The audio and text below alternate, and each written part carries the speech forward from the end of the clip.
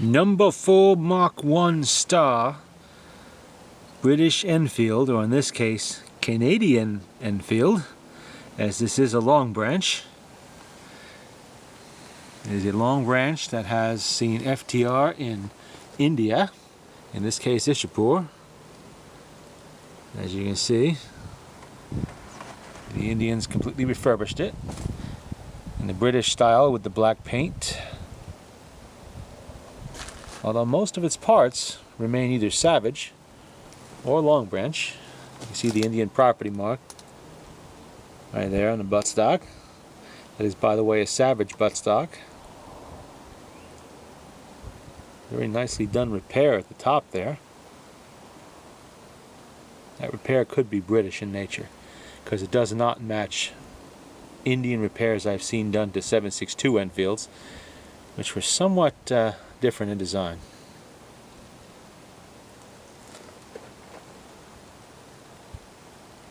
You can see it's got the 2-position flip sight. That's correct for a 1941 Long Branch. It's either 41 or 44, I can't tell for certain, because the markings are a little bit worn down. I'll show you those in a moment.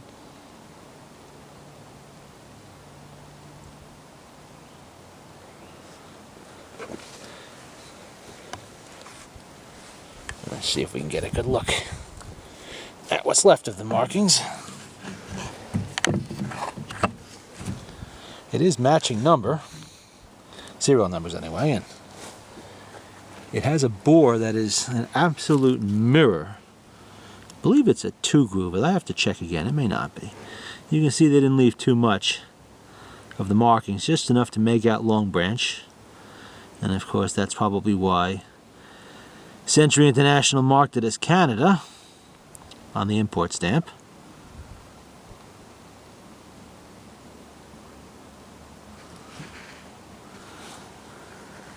The markings to begin with were electro-penciled on there basically and very lightly stamped, so they usually are found worn off or just too stamped too lightly to really see.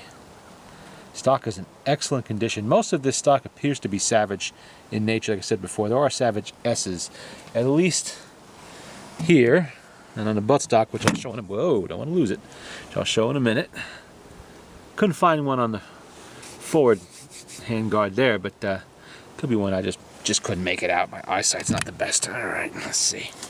Where's that Savage S on the buttstock? A little awkward doing this one-handed, but a little bit of glare. I can't quite make out if that's showing or not. Let's see. Oh yeah, you can see it there.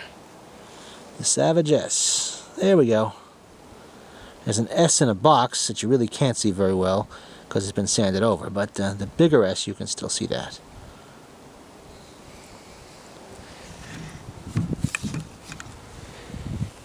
Now, we have a very interesting bolt head on this one. See if I can get some sunlight on that so you can see it. As you can see, probably you can make that out. RFI, Rifle Factory Ishapur. They made the bolt head for it. Probably had to, because these often were found out of headspace, and when they went through FTR followed through repair, they needed to be fixed up a little bit. The Enfield was designed so that a bolt head swap could correct headspace issues. Very handy. I haven't shot this in years because it's been in storage, but when I had a steady supply of .303 ammunition, this was an excellent shooter. And like I said, the bore literally is like a mirror. Spotless. I wonder if I could even possibly get a shot of that. I don't think I can, but I mean, usually, in my experience, these rifles, and they were all ones that I bought 20 years ago or more, when they were all coming in at that time. Come on. All right. Awkward just doing this with one hand. Let me see. Line it up. Come on. There we go. All right, let's put the bolt aside. And let's see if I can get a good reflection going here.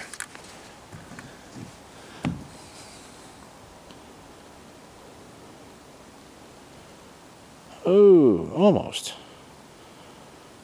You can almost get a look in there.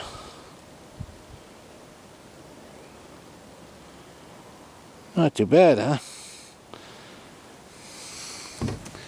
While I have that out,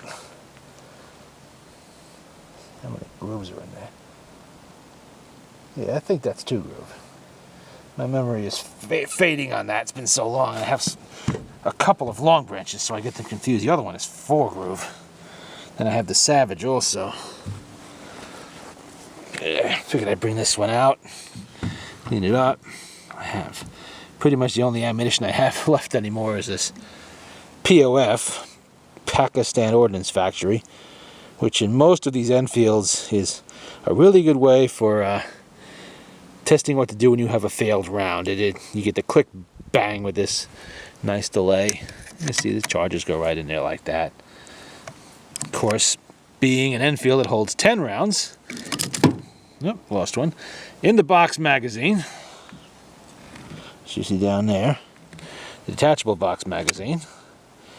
And it's a very, very excellently made rifle, I'll have to say that. They always were. Even in the middle of a major war, which at times they were actually losing, they still managed to produce some great rifles. Especially the Canadians in Long Branch and Savage in the United States. They weren't being bombed, so they could really, do some quality work. And the Indians at Ishapoor did a great job in reconditioning this. Look at the beautiful color on that stock. Everything's, even the grain on that stock is matching. I don't know how they did that, but they managed it.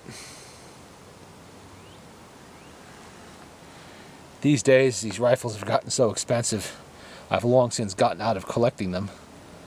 Something like this would probably go for $300, $400, even $500 today. I don't know. I don't keep track, but ridiculous money. But back in the day, these were under $100. Sometimes even ran specials, $150 for 3. Or I think with the #1 rifles, I once got 3 of them for $75 or 3 of them for $100. I forget which. Which today people would say, wow, that's incredible. How could you? That's bullshit. How could you? Well, that's what they were. When these came in, there were tens of thousands of them available, and they wanted to move them out. And there wasn't a huge amount of ammunition that came in with them. So they sold them cheap, got rid of them. And it's like within a year, you saw them all over the place in shotgun news, and all of a sudden you didn't see them anywhere. They were just gone. They were all snapped up. They have a really nice feel to these rifles, too. They always did. I believe, memory serves, the stock is birch. Being Savage, they used birch stocks. And I know Long Branch also used a lot of beech, but this is an S-mark stock, so that's definitely Savage. So it would be birch. And this is not upgraded to #1 Mark II or anything above that. The trigger is still firmly attached to the trigger guard on this one. It was never upgraded, just refurbished. I imagine during World War II it ended up in India and must have stayed there, and by the condition of that bore they never really used it that much, which makes me perfectly happy because it's a hell of a nice rifle.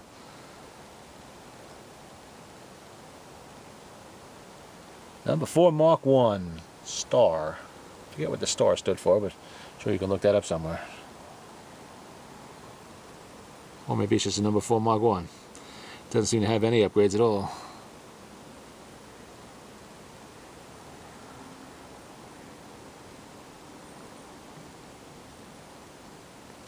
Oh, well, I got the bolt out. Why not see if we can get a better look at that bolt head marking?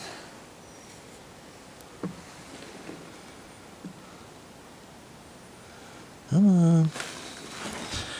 Try not to get in the shade here. Maybe you can see it. Sometimes this camera's a pain in the ass to get it to focus on stuff.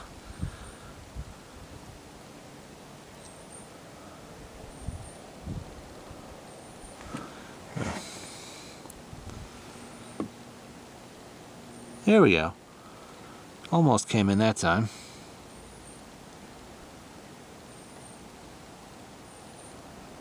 Well, you get the idea. I'm not going to stand here all day trying to get it to focus in on one thing. The original sling on there. You see it's got the steel clasps on there. And when you put these slings on, you see how it's on the rifle like this? Always make sure that you loop it like that, so the little hooks here face down, out. That way you're not scratching the hell out of the stock, which they would do if they were up against the wood. Always down. Loop it around, just like that. And I guess I've done enough rambling on, rather. You've seen the rifle.